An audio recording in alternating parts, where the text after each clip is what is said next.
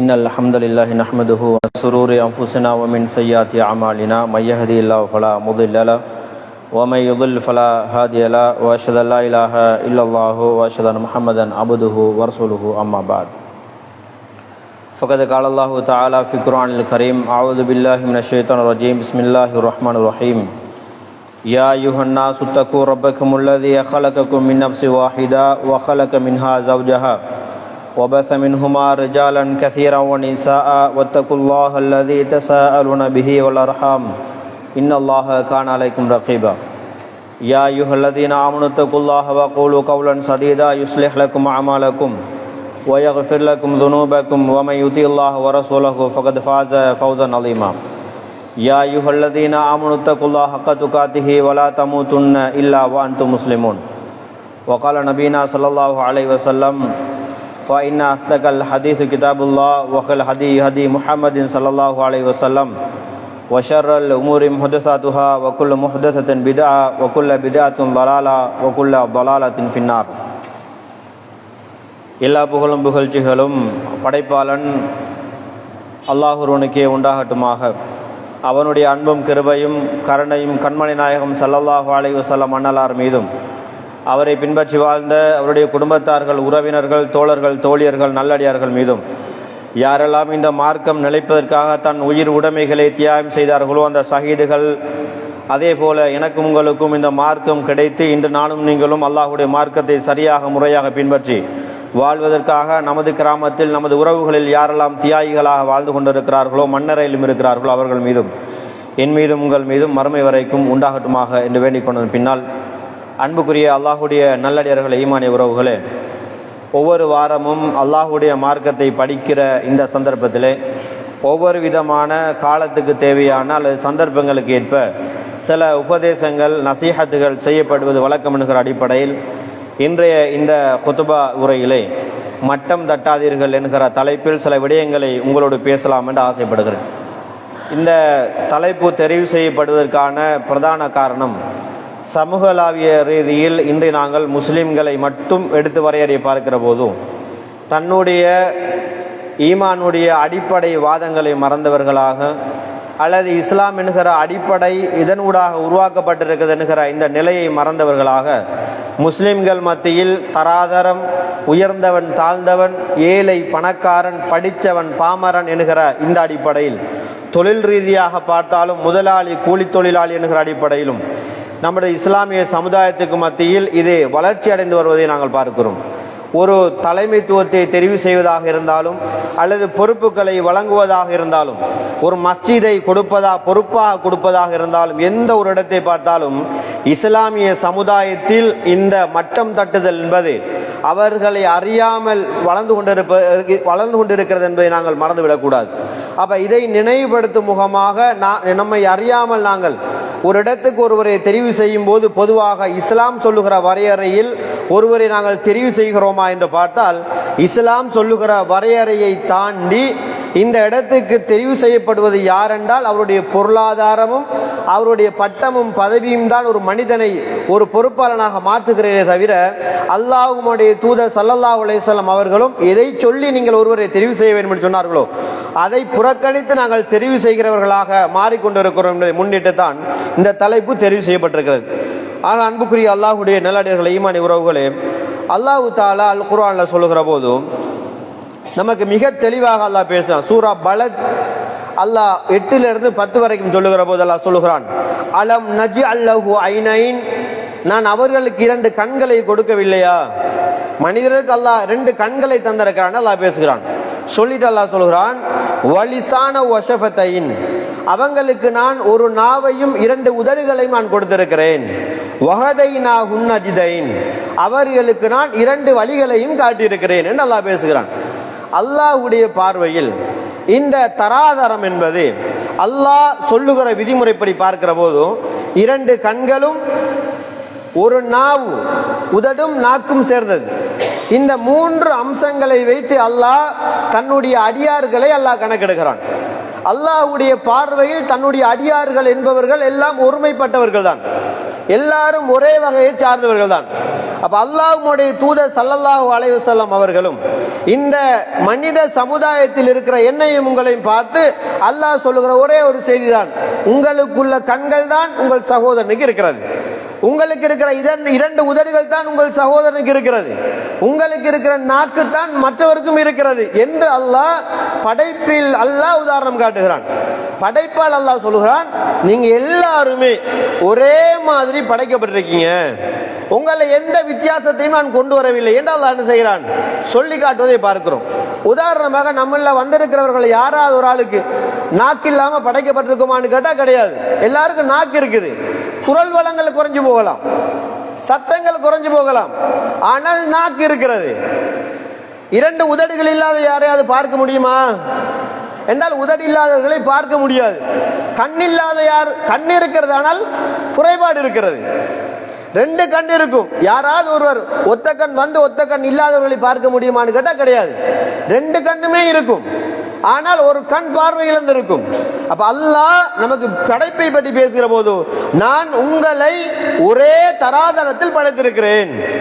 அப்ப அல்லாஹ்வே நம்மளை ஒரே தராதரத்தில் பார்க்கிற போது நாம நமக்குள்ளதான் அந்தஸ்துவாதிகளாக பிரித்திருக்கிறோம் என்பதையும் அல்லாஹ் மிக தெளிவாக சூரா பலதில் சொல்வதை பார்க்கிறோம். அதே போல அல்லாஹ் தஆலா மிக தெளிவாக இன்னொரு செய்தியில சொல்லுகிற போது, யா அய்யுஹல்லதீன ஆமனு, ஈமான் கொண்ட விசுவாசிகளே, லா யஸ்கர் கௌமுன் மின் கௌமின் அஸா அய்யகூனு கைரம் மின்ஹும். அல்லாஹ் அழகாக பேசுகிறான். சூரா ஹுஜராத்தில் அல்லாஹ் 11வது வசனத்தில் அல்லாஹ் இப்படி பேசுகிறான், ஈமான் கொண்டவர்களே, யார் அல்லாஹ்வை நம்பியவர்கள், அல்லாஹ்வை நம்பிக்கை கொண்டு அல்லாஹ்வுடைய வார்த்தைகளுக்கு கட்டுப்படுகிறவர்கள், நபிகளாருடைய வாக்குறுதிகளை தன்னுடைய வாழ்க்கையில் முடியுமான அளவுக்கு போராட்டம் செய்து போராடி நடைமுறைப்படுத்துகிறவர்களை பார்த்து அல்லாஹ் சொல்லுகிறான், யா அய்யுஹல்லதீன ஆமனு, ஈமான் கொண்ட அடியார்களே, ஈமான் கொண்டவர்களே, லா யஸ்கர் கௌமுன் மின் கௌம், உங்கள சிலர் சிலரை பற்றி பரிகாசம் செய்ய வேண்டாம், சிலரை பற்றி குறை கூற வேண்டாம், அவர்களை பற்றி வஞ்சகம் பூச வேண்டாம், அவர்கள் மீது நீங்கள் அந்தஸ்து புகழாரம் பூச வேண்டாம் என்று அல்லாஹ் சொல்லிட்டு சொல்லுகிறான். அசா, அறிஞ்சு கொள்ளுங்க, அதுல எது தெளிவா இருக்கும் கேட்டால், ஐயகூனு கைரம் மின்ஹும், நாம யாரை பரிகாரம் செய்கிறோமோ, யாரை புறக்கணிப்பு செய்கிறோமோ, யாரை ஒதுக்குறோமோ, யாரை குறை கூறுகிறோமோ, யாரை மட்டம் தட்டுகிறோமோ, யாருக்கு இது தகாது என்று சொல்லுகிறோமோ, அல்லாஹ் பேசுகிறான், சொல்லுகிற உங்களை விட அவர்கள் சிறந்தவர்களாக இருக்கக்கூடும். அல்லாஹ் தஆலா எல்லாரையும் சிறந்தவர்களாக பார்க்கிறான். அதனாலதான் நம்ம அல் குர்ஆன்ல பார்க்கிறோம், அல்லாஹ் தஆலா அவனுடைய மார்க்கத்தின் பொறுப்பை பொறுப்பாளர்களுக்கு ஒப்படைக்கும் முகம் அல்லாஹ் பேசுகிறான், குன்தும் கைர உம்மத்தின் உக்ரிஜத் லின்னாஸ். இந்த வரலாற்றுல அல்லாஹ் முகமதியா சமுதாயத்தை சொல்லுகிற ஒரு செய்தி என்ன தெரியுமா, இந்த உலகத்தில் அனுப்பப்பட்டவர்களில் சிறந்தவர்கள் நானும் நீங்களும் தான். ஏனென்றால் தஅமுருன பில் மஅரூஃபி வ தன்ஹவுன அனில் முன்கர், நல்லதை சொல்லி தீயதை தடுக்க வேண்டும் என்று அல்லாஹ் பேசுகிறான். இந்த ரெண்டு அமலும் யாரிடம் இருக்கிறதோ அவர்களை அல்லாஹ் சிறந்தவர்களாக ஆக்குறான். யாரில் சிறந்தவர்கள், அவர்கள் உலகத்திலே சிறந்தவர்கள் அல்லாஹ் பார்க்கிறான். அப்படியாக இருந்தால் உறவுகளே, நம்மட வாழ்க்கையில் இன்று நாங்கள் ஒருவரை மட்டம் தட்டுகிறோம். ஒரு கூலி ஆளைய பார்த்து டேய் இங்க வாங்கிட்டு கூப்பிடுகிறோம், பெரியவராவது ஹாஜியார் இங்க வாங்கன்னு கூப்பிடுறோம். ஒவ்வொருத்தரையும் நாங்கள் கூப்பிடுகிற ஸ்டைல் மாறி போகுது. சாதாரண ஒருத்தனை பார்த்தாலும் அவன் மனிதன் தான், அவனுக்கு உள்ளம் கல்வி இருக்கிறது, மனசாட்சி இருக்கிறது, மானம் இருக்கிறது, தன்மானம் இருக்கிறது, பக்குவம் இருக்கிறது, கௌரவம் இருக்கிறது, அந்தஸ்து இருக்கிறது. ஹாஜியாருக்கு இருக்கக்கூடிய சுருதான் இந்த உடம்புக்கும் இருக்கிறது. அவருக்கு என்ன உடல் உறுப்புகள் இருக்கிறதோ அதே உறுப்பு தான் இந்த மனிதனுக்கு இருக்கிறது. ஆனால் இஸ்லாமிய சமுதாயத்துக்கு மத்தியில் அறியாமல் இந்த மட்டம் தட்டுதல் என்பது சர்வ சாதாரணமாக மாறிக்கொண்டிருப்பதை பார்க்கிறோம். ஒரு சாதாரண ஒரு மக்கள் குழுமி இருக்கிற இடங்களில் ஒருவரை கூப்பிடுகிற வரையறையை பார்த்தால் அவனுடைய மானத்தை இழக்க செய்கிற அந்த கூப்பிடுகிற அசைவை பார்த்து இருக்கலாம், இவன் மக்களால் கணக்கெடுக்கப்படவில்லை என்பதை புரிந்து கொள்ள முடியும். ஒரு சபையில் ஒருவரை ஹாஜியார், இவர் பெரிய ஒரு போஸ் என்று கூப்பிடும் போது புரிந்து கொள்ள முடியும், இவர் மக்களால் மதிக்கப்படக்கூடிய இடத்தில் இருக்கிறார். அப்ப நம்ம சர்வசாதாரணமாக சொல்லுகிறோம், அல்லாஹ்வுடைய தூதர் ஸல்லல்லாஹு அலைஹி வஸல்லம் அவர்கள் அரஃபா உரை, மிகப்பெரிய உரை, அந்த உரையிலே ரசூலுல்லாஹ் கடுமையான எச்சரிக்கையாக உபதேசம் செய்தார்கள் என்று நாங்கள் வாயிலேயே பேசுகிற நானும் நீங்களும், ரசூலுல்லாஹ்வுடைய சுன்னாவை பின்பற்ற வேண்டும் என்று ஆசைப்படுகிற நானும் நீங்களும், அரஃபா உரை ரசூலுல்லாஹ்வுடைய கண்ணி உரை என்று பேசுகிற நானும் நீங்களும் உறவுகளே, அந்த உரையில் அல்லாஹ்வுடைய தூதர் சொன்னார்கள், இன்றைய நாள் இந்த துல்ஹஜ்ஜுடைய இந்த நாள் 10வது நாள் எந்த சிறப்பு மிக்க நாள் என்று கேட்டார்கள். இந்த நாள் என்னன்னு கேட்டாங்க. சஹாபாக்கள் அமைதியாக இருந்தாங்க. ஏண்டா ரசூலுல்லாஹ் சில நேரம் வேற பேர் சொல்லலாம்ன்றதுக்காக. அப்ப ரசூலுல்லாஹ் கேட்கிறாங்க, துல்ஹஜ்ஜுடைய 10வது நாள் இல்லையா, இந்த மாதம் என்னன்னு தெரியுமா? சஹாபாக்கள் அமைதியாக்குறாங்க. காரணத்தை சொல்லுகிறார்கள். சில நேரம் ரசூலுல்லாஹ் வஹி வந்து வேற பேர் ஏதாவது சொல்லிட்டாங்கடா, உவமான பேர்கள் வருமா இல்லையா ரசூலுல்லாஹ்க்கு அப்படின்னு சஹாபாக்கள் அமைதியாயிடுறாங்க. அப்பவும் ரசூலுல்லாஹ் சொல்றாங்க, இந்த துல்ஹஜ்ஜுடைய மாதம் உங்களுக்கு தெரியாதா? ரசூலுல்லாஹ் சொன்னார்கள், இந்த மாதம் இந்த நாள் எந்த அளவுக்கு சிறந்ததும் மதிப்பு மிக்கதுமாக இருக்கிறதோ அதே போல ஒரு மனிதனுடைய மானம், அவனுடைய பொருளாதாரம், அவனுடைய இரத்தம் சிறந்தது என்பதை அல்லாஹ்வுடைய தூதர் ஸல்லல்லாஹு அலைஹி சொல்லுகிறார்கள் என்றால் சொல்லுகிற ரசூலுல்லாஹ் சொல்றார்கள், இன்றைய இந்த குத்பா உரையிலே இந்த இடத்தில் யாரெல்லாம் சமூகம் அளித்திருக்கிறீர்களோ நீங்கள் ஒவ்வொருவரும் யாரெல்லாம் இந்த இடத்துக்கு வராமல் இருக்கிறார்களோ அவர்களுக்கு இந்த செய்தியை சொல்லிவிடுங்கள் என்கிற செய்தியை ரசூலுல்லாஹ் சொன்னார்கள் என்றால் சஃபையில் கலந்து கொள்ளாதவர்கள் நானும் நீங்களும் தான். அந்த அரஃபா உரையில் நபிகளாரோடு இல்லாதவர்கள் யார்? நானும் நீங்களும் உறவுகளே. எங்களுக்கு அந்த செய்தி வந்திருக்கிறது, அவர்கள் சொல்லிவிட்டார்கள். அல்லாஹ்வுடைய தூதர் அரஃபாவுடைய நாளில் சொன்னார்கள், ஒரு மனிதனுடைய மானத்தில் கையெடுத்து விடாதீர்கள், அவனுடைய அந்தஸ்து கௌரவத்தில் கையெடுத்து விடாதீர்கள், அவனுடைய இரத்தத்தை ஓட்டி விடாதீர்கள், பொருளாதாரத்தை சூறையாடி விடாதீர்கள் என்று அல்லாஹ்வுடைய தூதர் சொன்னார்கள் என்று அந்த நபித்தோழர்கள் அறிவித்து இன்றைக்கு நமக்கு கிடைத்து காதுகளில் என்னை விட நீங்கள் மனப்பாடம் செய்திருக்கிற அளவுக்கு அந்த செய்தி இருக்கிறது என்றால் அதே செய்தி உள்ளத்தில் வைத்துக் கொண்டு அதே உள்ளம் தானே உறவுகளை மற்றவர்களை மட்டம் தட்டுகிறது, ஏளனமாக பார்க்கிறது. அவனை பேசுகிற போது நீ பேசுவதற்கு தகுதியில்லை என்று பேசுகிறோம். இந்த இடத்துக்கு உன்னை யார் வர சொன்னது என்று கேட்கிறோம். அல்லாஹ்வுடைய தூதர் ஸல்லல்லாஹு அலைஹி வஸல்லம் அவர்கள் கூட ஒரு முறை நடந்து கொண்டார்கள். இந்த மட்டம் தட்டுகிற சபையில் ரசூலுல்லாஹ் கலந்து கொள்கிறார்கள். அந்த சபையை ரசூலுல்லாஹ் ஆமோதிக்கிறாங்க. அல்லாஹ்வுடைய தூதருக்கு அல்லாஹ் மிகப்பெரிய ஒரு பாடத்தை புகட்டினான். அல்லாஹ்வுடைய தூதர் ஸல்லல்லாஹு அலைஹி வஸல்லம் அவர்கள் இந்த இஸ்லாமிய தஅவா பிரச்சாரம் செய்கிறார்கள். நபிதான், முஹம்மது என்கிற நபிதான் ஸல்லல்லாஹு அலைஹி வஸல்லம் அவர்களுக்கு கூட ஒருவரை மட்டம் தட்டுகிற, தாழ்த்தி வைக்கிற, குறை காணுகிற ஒரு அதிகாரம் இல்லை என்பதை அல்லாஹ் நிரூபிக்கும் முகமாக அல்லாஹ் பேசுகிறான். அந்த சமுதாயத்தை அல்லாஹ் நமக்கு வலியுறுத்தி பேசுகிறான். அல்லாஹ்வுடைய தூதர் ஸல்லல்லாஹு அலைஹி வஸல்லம் அவர்கள் யாரை எதிரியாக நினைத்தார்கள்? இந்த குறைஷிகள், இந்த யஹூதி நஸ்ரானிகள், இவங்க எல்லாரையும் ரசூலுல்லாஹ் எப்படியாவது இஸ்லாத்துக்குள் எடுத்து விட வேண்டும் என்று ஆர்வப்படுகிறாங்க. தஅவா பிரச்சாரம் நடக்கிறது, இஸ்லாத்தை சொல்றாங்க. இஸ்லாத்தை சொல்லியும் அவங்க யாரும் இஸ்லாத்தை ஏற்றுக்கொள்ளல, தண்டனைகளை அதிகரித்து கொண்டு போறாங்க. களிமா சொன்ன யாராவது ஒரு அம்புட்டுட்டா அவர்கள் மீள முஸ்லிம்களுடைய கையில் வழங்கப்பட மாட்டார். இது ஹுதைபியா உடன்படிக்கை. ஹுதைபியா உடன்படிக்கையின் ஒரு பகுதி என்னன்னு கேட்டால், எங்கட ஆட்கள் உங்கள்கிட்ட வந்தா நீங்க திருப்பி தரணும் என்று யஹூதிகள் சொன்னார்கள். உங்கட ஆட்கள் எங்கிட்ட வந்து நாங்க தரமாட்டோம்ட்டாங்க. உமர் அலி கொந்தளிச்சிட்டாங்க. அல்லாஹ்வுடைய தூதரே, இந்த உடன்படிக்கை ரொம்ப மோசமானது, பக்க சார்பானது. அவங்கட ஆட்கள் எங்கிட்ட வந்தா நாங்க அவங்களுக்கு திருப்பி அனுப்பணுமாம், எங்கட ஆட்கள் கூட தரமாட்டாங்களாம். இது என்ன நியாயம்? இது உடன்படிக்கையா? அல்லாஹ்வுடைய தூதர் சொன்னார், உமரே நீங்கள் அமைதியா இருங்க. ஏன்னா உமர் அலி அவர்கள் ரொம்ப கோவக்காரர், ஆனா சொஃப்டான மனுஷன். அவரை மாதிரி இறக்கமுள்ள மனுஷன் யாரும் கிடையாது. நமக்கெல்லாம் உமரை ஒரு வெறி கொண்ட கோவக்காரராக தான் தெரியும். ரசூலுல்லாஹ் அல்லாஹ்வுடைய தூதரே உடுங்க, கழுத்தை நான் வெற்றேன் என்றுதான் பேசின உமரை தெரியும். சொஃப்டான உமரை நாங்கள் மறுபக்கம் படிக்க வேண்டும் உறவுகளே. அதை பேசினால் ஜும்மாவுடைய தலைப்பு வேறாக போய்விடும். அந்த உமர் அலி அவர்கள் கோவப்படுறாங்க. ரசூலுல்லாஹ் சொல்றாங்க, கொஞ்சம் இருங்க. அதுதான் பிறகு அவர்களுக்கு அவங்க போட்ட நிபந்தனைகளை அவங்களை முறித்து கொண்டார்கள். எந்த யுத்தமும் வாளும் இரத்தமும் சிந்தாமல் ஃபத்ஹ் மக்கா வெற்றி கிடைத்த வரலாறுகளை நாங்கள் பார்க்கிறோம். அப்ப அன்புக்குரியவர்களே, இந்த உடன்படிக்கையில் கூட இந்த மாதிரி ரசூலுல்லாஹ் போனதுக்கான காரணத்தில் ஒரு பகுதி அல்லாஹ் சூரா அபஸினுடைய ஆரம்ப வசனத்தில் அல்லாஹ் பேசுகிறான். அபஸ வதவல்லா அன்ஜாஅஹுல் அமா. உங்களுடைய நபியை நீங்க பார்க்கல, அபஸ வதவல்லா அல்லாஹ் பேசுகிறான். அவர் அப்படியே கடுகெடுத்து கொண்டார். அன்ஜாஅஹுல் அமா. யாரு? கண்ணு தெரியாத ஒருவர் வந்தபோது, கண்ணு தெரியாத ஒருவர் அவரிடம் வந்தபோது அவர் அவருடைய முகத்தை கடுகெடுத்து கொண்டார், புறக்கணிச்சு கொண்டார். ரசூலுல்லாஹ் நினைச்சாங்க இந்த இடத்துல இவர் வந்திருக்க கூடாது என்று ரசூலுல்லாஹ் நினைச்சாங்க. நல்லா பேசுகிறான். யாருக்கு அல்லாஹ் சொல்கிறான்? உறவுகளை எனக்கும் உங்களுக்கும் வழிகாட்டியாக அனுப்பப்பட்ட தூதரை பற்றி அல்லாஹ் என்னிடம் உங்களுடைய முறைப்பாடு செய்கிறான். உங்களோட நபி இப்படி செஞ்சார், உங்க நபியை பார்த்தீங்களா, உங்களுக்கு வழிகாட்டி ஆளுங்க நபி செஞ்ச வேலையை பார்த்தீங்களா என்று ஒவ்வொருத்தரும் நானும் நீங்களும் அபஸ சூராவை ஓதும் போதெல்லாம் நபிகளாருடைய குறையை நாங்கள் சொல்கிறோம், நபிகளார் செய்த பிழையை நாங்கள் சுட்டிக்காட்டுகிறோம். நபிகளாரையே அல்லாஹ் திரும்ப திரும்ப செய்த பிழையை சுட்டிக்காட்டுகிற அளவுக்கு போகிறோம் என்றால் உறவுகளை நானும் நீங்களும் ஏமாத்திரம் உறவுகளே. அப்ப நானும் நீங்களும் எந்த அளவுக்கு திரும்ப திரும்ப நினைவுபடுத்த வேண்டிய நாளாக இருக்கிறோம்.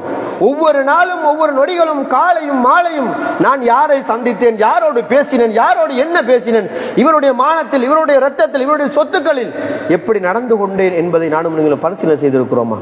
ரசூலுல்லாஹ் ஏன் அதை செஞ்சாங்கன்னு கேட்டா, அந்த குறைஷிகள் எல்லாருமே ரசூலுல்லாஹ்வை எதிர்த்தவர்கள், பத்ர்ல வந்தவங்க, உஹதுல வந்தவங்க, ஹைபர் ஹந்தக்ல கலந்து கொண்ட அந்த யகூதிகளின் தலைவர்கள் எல்லாரும் ரசூலாட்ட வந்து உடன்படிக்கை செய்கிறார்கள், நாங்க உங்க மார்க்கத்தை ஏற்றுக்கொள்கிறோம்.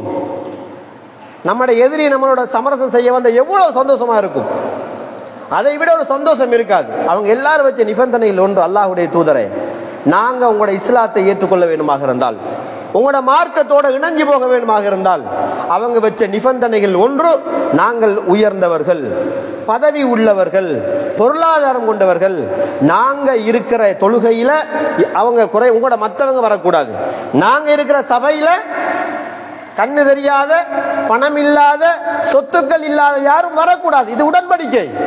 ரசூலுல்லாஹ் ஆமா ஓமா வர்ற நிலைமை, ரசூலுல்லாஹ் ஓம் பட ரெடி. இஸ்லாத்தை ஏற்றுக்கொண்டா பிறகு அவனை திருத்திடலாம். இஸ்லாத்தை ஏற்றுக்கொண்டுட்டா அதுக்கு பிறகு அவன் களிமா சொல்லிட்டான்னு வைங்க, அல்லாஹ் ஈமான பலமா கொடுத்துருவான், அவன் எப்படியுமே மாறிடுவான். உறவுகளே, கொலகார உமர் அலி ரசூலுல்லாஹை கொல்ல வந்தவர், ரசூலுல்லாஹ்க்கு என்ன நடந்தாலும் உங்களை கொல்லுவான் என்று நின்றவர் அதே உமர் அலி தான். எந்த கோபத்தில் கர்ஜனையில் நான் முஹம்மதுடைய தலையை கொய்து கொண்டு வருகிறேன் என்று சொன்ன உமர் அலி அவர்கள் ரசூலுல்லாஹ்வுடைய மரணத்தை கூட அவருடைய உள்ளம் ஏற்க மறுத்தது. அந்த அளவுக்கு அல்லாஹ் மாற்றினாண்டால் இந்த உணர்வு வந்துடும் ரசூல் ஆசைப்பட்டாங்க. அதனால ரசூலுல்லாஹ் ஆமோதிக்கிற நிலையில அந்த சஹாபி வழியால போறாரு, ரசூலுல்லாஹ்வுடைய சத்தம் அந்த நபித்தோழருக்கு காதுல விழுதாக. அல்லாஹ்வுடைய தூதர் ஸல்லல்லாஹு அலைஹி வஸல்லம் அவர்கள் ஏதோ சொல்லி கொடுக்குறாங்க போல உள்ள போறாங்க. இந்த டைம்லயா வரணும், நம்ம அழகா போயிட்டு இருக்கோம், இந்த டைம்லயா கரண்ட் போகணும், அழகா போயிட்டு இருக்கும், திடீர் இந்த டைம்லயா வண்டி வலுதா போகணும், இப்படி நம்ம எதர்ச்சியா நடக்கிற சம்பவம் இருக்கு இல்லையா? ஏதாவது ஆசையை வெளிக்கிடும் போது இந்த டைம்ல தான் தேடிக்கொண்டிருக்கிறதா எண்ணுவோம், அந்த டைம்ல ஏதாவது இல்லாம போயிடும். அந்த நேரத்துல எந்த அளவுக்கு நம்ம பிரஷர்ல ஆளாகுவோமோ ரசூலுல்லாஹ் அந்த அளவுக்கு பிரஷர் ஆகினாங்க. ஒரு முஃமினை விட்டு ஈமான் கொள்ள வந்தவர்களை ரசூலுல்லாஹ் முன்னுரிமைப்படுத்தினாங்க. அல்லாஹ் அந்த இடத்தில் தண்டித்தான். அவங்களுக்கு முன்னாடி யாருக்காக ரசூலுல்லாஹ் முகத்தை கடுகட்டார்களோ அந்த சமுதாயத்துக்கு முன்னால் ஓதினார்கள், அபஸ வ தவல்லா அன் ஜாஅஹுல் அமா. ரசூலுல்லாஹ் ஓதி காட்டுறாங்க. யாருக்கு? அந்த யஹூதி நஸராக்கு ஓதி காட்டுறாங்க. ஒரு நபி தோழர் வந்தபோது, கண்ணு தெரியாதவர் வந்தபோது இந்த நபி கடுகடுத்துக் கொண்டார், இவர்கள் இஸ்லாத்தை ஏற்றுக்கொள்வார்கள் என்று உங்களுக்கு என்ன உறுதி இருக்கிறது? அதோட சபையை முறித்துக் கொண்டு போனார்கள் என்றால் நபிகளாருக்கு கூட ஒரு நல்ல எண்ணத்துக்காக கூட உறவுகளே ரசூலுல்லாஹ் தவறாக அதை கணக்கெடுக்கல. ரசூலுல்லாஹ் அந்த நபி தோழரை கொஞ்சம் பிறகு வந்திருக்கலாமே என்ற எண்ணம் வச்சது பாவத்துக்காக அல்ல, இவன் வரக்கூடாது என்பதற்காக அல்ல, இவர்களுடைய அந்த நலன் கருதி வச்சாங்கடா, நலவுக்காக கூட இன்னொருவரை மட்டம் தட்டக்கூடாது என்று இஸ்லாம் பேசுகிறது என்றால் அன்புக்குரிய அல்லாஹ்வுடைய நல்லடியார்களே, நமது வாழ்க்கையில் நாங்கள் மட்டம் தட்டுவது எப்படி இருக்கிறது உறவுகளே? இன்றைக்கு சமுதாயத்தில் பார்க்கிறோம், ஒருவனுடைய கருத்து எடுபட வேண்டுமாக இருந்தால் நம்முடைய முஸ்லிம்கள் மத்தியில் கூட ஒருவர் வந்து முன்னாடி பேச வேண்டுமாக இருந்தால் அவன் ஒரு படித்தவனாக இருக்கணுமா? யாரா இருக்கணும்? அவன் ஒரு ஸ்கூல் அதிபராக இருக்கணும், அவர் ஒரு பொருளாதாரம் கூட பெரிய ஹாஜியாரா இருக்கணும், அல்லது குடும்ப பலம் உள்ளவராக இருக்கணுமா, அல்லது இங்கிலீஷ்ல சொல்லி hello how are you way are you from அது பேசணுமா? அப்ப அப்படி ஒரு இங்கிலீஷ் பேசினா அவளை முன்னு பாடிடுறாங்க. ஒருத்தன் ஒரு ஹிந்தியில பேசுறான், ஹிந்தியில அவரை முன்னு கொடுங்க, அவர் முன்னு கதரை விடுங்கன்றாங்க. அப்ப நம்மட சமுதாயம் எதை நோக்கி போகிறது? அல்லாஹ்வுடைய தூதர் ஸல்லல்லாஹு அலைஹி வஸல்லம் சொன்னார்களே, அறிந்து கொள்ளுங்கள், தெரிந்து கொள்ளுங்கள், ஒரு கருப்பினத்தவர் உங்களுக்கு தலைவராக வந்தாலும் அந்த தலைவருக்கு நீங்கள் கட்டுப்படக்கூடாது என்று சொல்லல. அது கருப்பன், நான் வெள்ளையன், நான் பொது நேரம், நான் சிறிலங்கன், அவன் அப்படி வந்தான் வரத்தான், இவன் கல்யாணம் முடிச்சு வந்தவன், அவன் வந்தவன் என்று எங்கேயுமே சொல்லல. நமது வாழ்க்கையில் யாராவது ஒரு ஆள் கல்யாணம் முடிச்சு மாப்பிள்ளை நல்லவர் இபாசாலியா ஊருக்கு வந்திருப்பார், அவர் நல்லவர் தான். ஒரு தலைவருக்கு நிர்வாகி அவன் வந்தவர் தான், அவன் எப்படி இந்த ஊருக்கு வார தலைவரா அன்றுவம் முடிஞ்சு போச்சு. அவ்வளோ நாள் 50 வயசு வரைக்கும் தொழுதுருப்பார், அவர் கதைப்பார், வந்தான் பார்த்தான் எப்படி எங்களுக்கு ஆதிக்கம் செலுத்துற, அவன் நேற்று கல்யாணம் முடிச்சு வந்தவன், அவரை போடலாம் என்றுவோம். எங்கள்ட ஸ்கூல்ல நாங்கள் படித்த ஸ்கூல், நாங்கள் தான் எஸ்டிசியில் இருக்கிறோன்னு கொஞ்சம் பேர் ஆசை. இதை நான் ஹதீஸா குருவானா, கொள்கையா, இஸ்லாமா? அழகாக செய்ய துணிந்தவர்கள் யார் வேண்டாலும் இருக்கலாம் இவர்கள், அல்லாஹ் பயந்து செய்கிறவர்கள். அப்ப நம்மட பார்வைகளில் மட்டம் தட்டல் சர்வசாதாரணம்.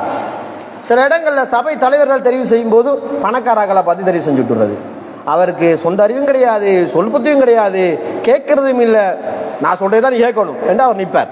இல்லாட்டி அவருக்கு வேற ஒரு ஆள் ஸ்கிரீன் பண்ணுவார். ஆனா இவர் பொருளாதாரத்துக்காக அவரை கொடுத்துடுறாரு. சில நேரத்தில் இவரை தலைவரை போடாட்டி ஊரால் அடிப்பானுவோ, குடும்பம் குழம்பிடும், பெரிய குடும்பம். அப்ப அன்புக்குரியவர்களே, அல்லாஹ் தஆலா எப்படி சொல்லுகிறான் பாருங்க. உங்க எல்லாருக்கும் கண்ணு காய் வாய் தான் இருக்குது, வேற ஒன்று மிஸ்பெசலா இல்லைன்றான். அதே போல நீங்க வேற ஆளு நீங்க ஏளனமா பார்க்காதீங்கன்றான். ரசூலுல்லாஹ் கூட அல்லாஹ் அனுமதி கொடுக்கிறேன்டால் நாம் அன்றைக்கு மட்டம் தட்ட நானும் நீங்களும் யார் உறவுகளை வேலைக்காரன் என்றால், ஏய் இங்க வா, அதை எடுத்து வை, உனக்கு தெரியாது ஆன்றோம். ஒரு வழியில மோதிட்டு இருக்கிறார், அவருடைய வயசு மரியாதை தெரியாம நிறைய பேர் பேசு, மோதி வேலை பார்க்குறா, உங்களுக்கு வேலை செய்ய தெரியாதுன்றது. ஏன் அவர் மனுஷன் இல்லையா? ஒரு பள்ளி தலைவர் இருப்பார், இவன் தலைவர் பொறுப்படுத்திட்டு படுற பாடுன்னு விஷயம், அவனுக்கும் குடும்பம் கூட்டிட்டு பள்ளியில் சம்பளமா கொடுக்குறாங்க தலைவருக்கு. இல்லாட்டி பள்ளியெல்லாம் நீங்க அங்கத்தவர்களா சேர்ந்து கொடுத்துறீங்களா? இல்லையா உறவுகளே? அங்கத்தவர்கள் நிர்வாகிகளுக்கு கொடுக்குற பட்டம் என்ன? கள்ளன், கபடகாரன், திருடன், குர்பா இறைச்சி எடுத்துட்டு போயிட்டான், நோம்புல கஞ்சி எடுத்துட்டு போயிட்டான், வந்த இறைச்செல்லாம் குடும்பத்துக்கு கொடுத்த, இதுதானே உறவுகளை நிர்வாகத்துக்கு நாங்கள் கொடுக்குற பட்டமும் பதவிகளும். எப்போதாவது அல்ஹம்துலில்லாஹ் எனக்கு திருப்திகரமாக அல்லாஹ் எனக்கு நாடிய ரிஸ்கை அல்லாஹ் எனக்கு தந்து விட்டான் என்று திருப்தி ஆண்டவர் நம்ம எத்தனை பேர் இருக்கிறோம்? ஒரு சதகா பார்சல் நோம்புல வர, ஒரு ஃபித்ரா வரல, ஹைர் எனக்கு கிடைக்கல, அல்லாஹ் நாடிட்டான் என்று சொல்லி விட்டவங்க இருக்கிறோமா? அவன்ட நானாக கொடுத்தான, தம்பியை கொடுத்தான, காக்கா கொடுத்தான், பொண்டாடிக்கு நான் கொடுத்தான், எனக்கு தரலன்னு குழம்பினர்கள் இருக்கிறோமா அவர்கள்? எங்க? அப்ப இந்த நேரத்தில் என்ன செய்கிறோம் என்றால், தலைவரையும் நிர்வாகிகளையும் உறுப்பினர்களையும் ஸ்கூல் அதிபர்மார்களையும் திட்டி பதுவா செய்கிற பேர்ல நம்ம தலையில நம்மளே மண்ணாளி கொட்டிக்கொள்றோம். இது எது உறவுகள்? இதுல முஸ்லிமுடைய பண்பாடா? இது முஸ்லிம்களுடைய வளர்ச்சியை நாங்கள் நினைக்கிறோமா? நம்மள நிறைய பேரை குறை கூறியே நம்ம பள்ளி விட்டு அரவாசி பேர் பக்கத்து பள்ளி போயிட்டாங்க. சில நிர்வாக முரண்பாடுகள் வருகிற போது ஒன்ன கலைக்க கூடாது என்று மற்ற, என்னுடைய பள்ளி, என் பாப்பா இருந்த பள்ளி, நான் கட்டிய பள்ளி, நான் அதுக்கு உதவி செஞ்சான், எனக்கு பேச அதிகாரம் இல்லாட்டி உங்களோட நான் ஏன் இருக்க வேணும் என்று வேட்டிட்டு பார்த்தா வழி போயிட்டா. ஆக்களை நிறைய பேரை பார்க்கிறோம், கொள்கைவாதிகள் பக்கத்து பள்ளியில் இருப்பாங்க. ஒரு இறைச்சி பார்சல் கொடுபடல, தம்பி டிக்கெட்டை வெட்டிட்டு ஹஜ்ஜி பண்ணாலோட பக்கத்து பள்ளியில. ஒரு ஃபித்ராசி கொடுக்கப்படல, ஒரு ஈச்சப்பழ பேக்கெட் கொடுப்படல, கௌரவத்தை நினைக்கிறான். உறவு நான் சொல்ல வரது அதல்ல, அந்த இடத்தில் அவனுடைய தன்மானத்தை அவன் எதிர்பார்க்கிறான், அவனுடைய கௌரவம் இழக்கப்பட்டதாக நினைக்கிறான். எல்லாருக்கும் கொடுக்கும்போது எனக்கு கிடைக்கத்தானே வேணும் என்ற ஒரு எதிர்பார்ப்பு, அது அவனுடைய தன்மானத்தோடு சம்பந்தப்பட்டது என்றால், இந்த தன்மானம் என்பதை அல்லாஹ் நீங்கள் யாரிடம் இருந்து சூறையாடி விடாதீர்கள் நல்லா பேசுகிறான். அப்ப இந்த தன்மானமும் இந்த உரிமைகளும் உறவுகளும் எல்லாருக்கும் இருக்கிறது. சில நேரங்களில் நாங்கள் அதிகாரம் கொண்டவர்கள் சில ஆக்களையே கேவலமாக பேசுறது, திடீர்னு மட்டம் தட்டுறது. இதே நிலைமை நமக்கு பேசிட்டா நாங்கள் வித்தியாசமா கவலைப்பட்டுறோம். எனக்கு இவன் இப்படி பேசிட்டான் பாருங்களேன், இப்படி பேசிட்டான் பாருங்களேன், நானா தம்பியெல்லாம் சேர்ந்து அடிக்க போயிடுறோம். என்ன நானாவே நீ எதிர்த்து பேசினாய்? பிழை செஞ்சா எதிர்த்து பேசத்தானே உறவுகளை வேணும், தவறென்றால் தட்டி கேட்கத்தானே வேணும். அதுதானே இஸ்லாமிய உடன்படிக்கை. இஸ்லாம் என்பது அதுதானே உறவுகளை. அதுக்காக என்ற நானாவை கௌரவம் கொடுப்பா சபையில வச்சு கேள்வி கேட்டா, சபையில சொன்னால் சபையில் தானே உறவுகளை கேள்வி கேட்க வேணும். இந்த இடத்துல ஒருவர் சொல்லுகிறார், அது பிழையாக சொன்னால் எழும்பிய மற்றவர் சொல்ல வேண்டும், நீங்க சொல்வது பிழை, அதை எப்படி சபையில சொல்லலாம்? அப்ப மக்கள் எல்லாம் பிழையா இபாதத் செஞ்சா சரியா? உறவுகளே, நாங்கள் மட்டம் தட்டுவது என்றால் என்ன, இபாதத்தை சரி செய்வது என்றால் என்ன என்பதை தவறாக புரிந்ததன் விளக்கம் தான் நம்ம எது எங்க செய்யணும் என்பதை புரியாமல் இருக்கிறோம். புரிந்து கொண்டு வாழுகிற அல்லாஹ்வுடைய தூதர் ஸல்லல்லாஹு அலைஹி வஸல்லம் காலத்தில் இந்த புரிந்துணர்வை அல்லாஹ்வுடைய தூதர் மிக அழகாக கொடுத்தாங்க செய்தி நாங்கள் பார்க்கிறோம்.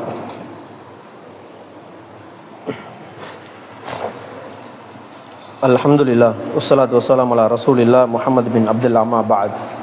அன்புக்குரிய அல்லாஹ்வுடைய நல்லடியார்களே, ஈமான் உறவுகளே, மட்டம் தட்டுதல் என்கிற இந்த நோய் நம்ம எல்லாருடைய வாழ்க்கையிலும் நம்மை அறியாமல் வந்து கொண்டிருக்கிறது. கொலஸ்ட்ரால், பிரஷரை போல, சுகரை போல அது தானாக உருவாகி கொண்டிருக்கிறது. நாங்கள் அதை தெரியாமல் ஏதோ அதுதான் கௌரவம், அதுதான் நலவு என்கிற அடிப்படையில் வாழ்ந்து கொண்டிருக்கிறோம் என்பதை புரிந்து கொள்ள வேண்டும். அப்போ அந்த அடிப்படையில் அல்லாஹ்வுடைய தூதர் ஸல்லல்லாஹு அலைஹி வஸல்லம் சில சஹாபாக்களை வளர்த்தார்கள். நம்ம எல்லாருக்குமே தெரியும், அபூதர் அல்-கிஃபாரி ரலியல்லாஹு அன்ஹு அவர்கள். இவர் மிக முக்கியமான சில வரலாற்றோடு சம்பந்தப்பட்டவர். அவருடைய வரலாறை பேச நான் இங்கே வரவில்லை. இவருடைய இந்த வாழ்க்கையில் அல்லாஹ்வுடைய சபையில் இருக்கிறவர் ஒரு மனிதனை பார்த்து அவருடைய உம்மாவை சொல்லி ஏசி விட்டார். அவர் உம்மாவுடைய வம்சத்தை சொல்லி ஏசி விட்டார். அல்லாஹ்வுடைய தூதர் கோபப்படிய அபூதர், நீங்கள் சொன்ன வார்த்தை மோசமானது, நீங்கள் இன்னும் ஜாஹிலியத்தில் இருக்கிறீங்கன்னு சொன்னாங்க, இன்னும் மடமையிலேயே இருக்கிறீங்க என்று அல்லாஹ்வுடைய தூதர் சொன்னார்கள். அதே போல அபு சஅத் அலி பிலால் அலி கேசினாங்க, யா உம்மு சௌதா, கருப்பிட மகனேன்ட்டாங்க. கருப்பியின் மகளை, ஏன் பிலால் அலி வெள்ளையா, அது நீக்கிறோங்கிறாள். பிலால் அலி நீக்கிறோ, கருப்பு. கோவம் சண்டை வந்தோடனே கருப்பேன் என்றார். கருப்பியின் மகனே என்றார். நம்ம கட்டையா நெட்டையா அண்டு கூடி குடிகாரண மகனே நம்ம ஏசுற மாதிரி அவருக்கும் கோபம் வந்த உடனே உணர்ச்சியை கட்டுப்படுத்த முடியாம ஏசிட்டார். இது அப்படியே பிலால் அலிக்கு உள்ளத்துல கடுமையான தாக்கத்தை உண்டாக்குது. அல்லாஹ்வுடைய தூதரை முறைப்பாடு, அல்லாஹ்வுடைய தூதரே, இந்த அபு சைதை என்னை இப்படி சொல்லிவிட்டார்கள். அல்லாஹ்வுடைய தூதர் உடனே அபு சைதை கூப்பிட்டு சொன்னார்கள், அபு சைதே, நீங்கள் செய்தது பிழை, இன்னும் ஜாஹிலியத்தில் இருக்கிறீங்க, நாங்க மடமை இதுல இருக்கிறீங்க அல்லாஹ்வுடைய சொன்னார்கள். என்றால் நம்மட மட்டம் தட்டுதல் பதவிகளை வைத்து மட்டுமல்ல, சில நேரங்களில் அவருக்கு வைக்கிற பெயர்களும் வித்தியாசம்தான். உம்மா பாப்பா வைக்கிற பேர் உண்டு, நாம வைக்கிற பேர் உண்டு. சில நேரங்களில் சேராகிற பேர் வைக்கிற மெஷின்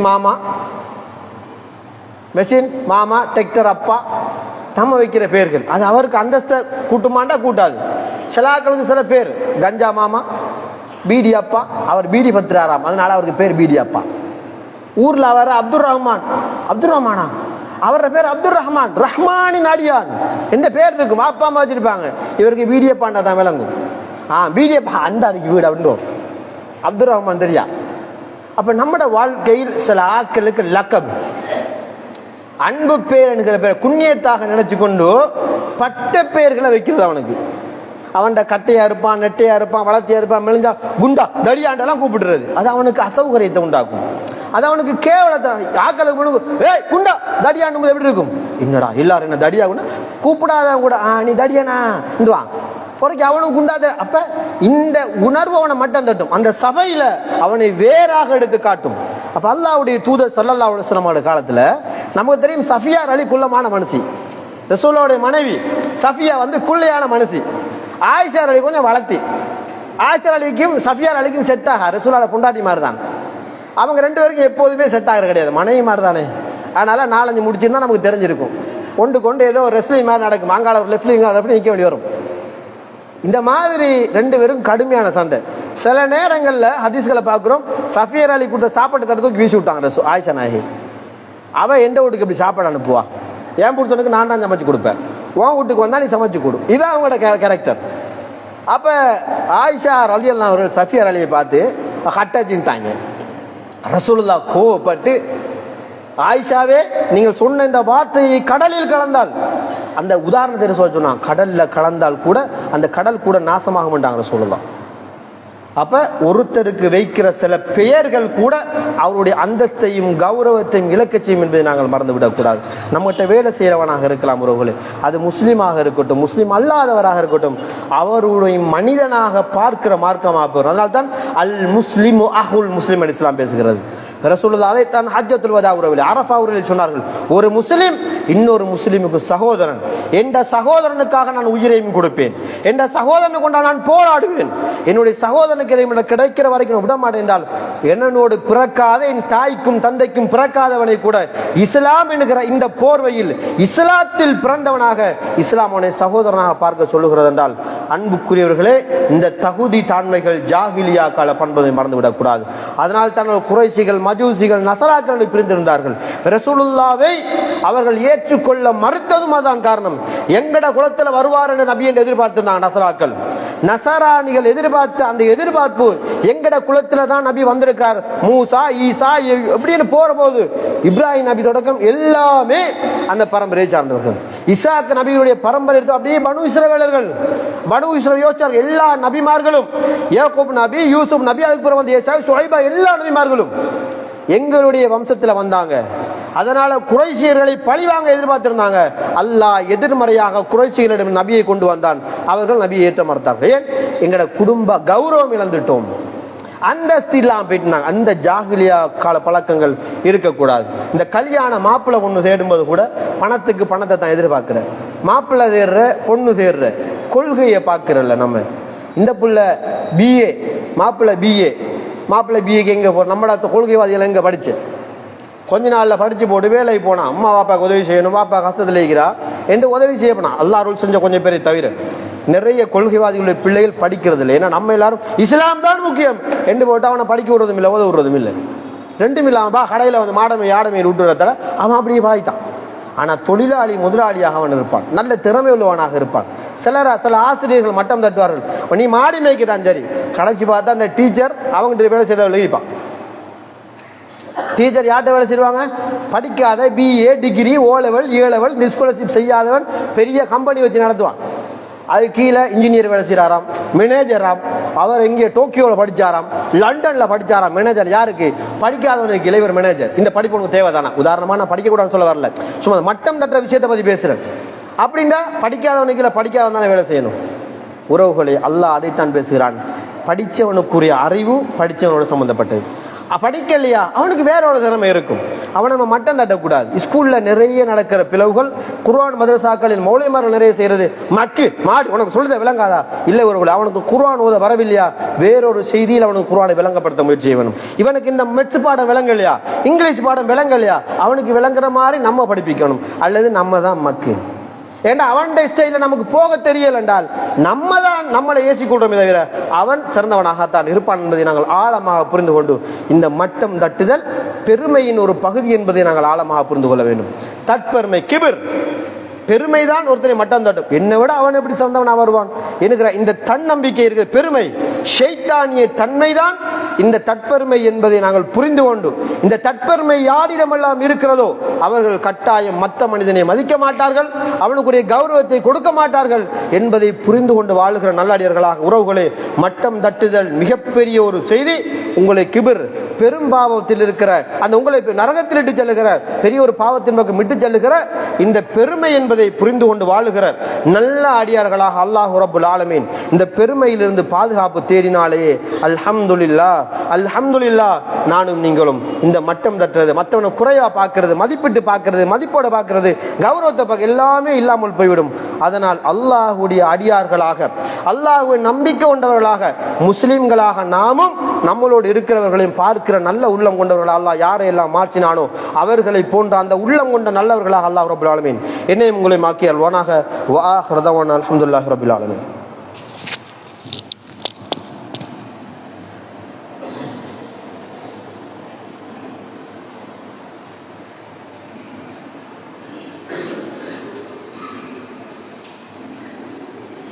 Allah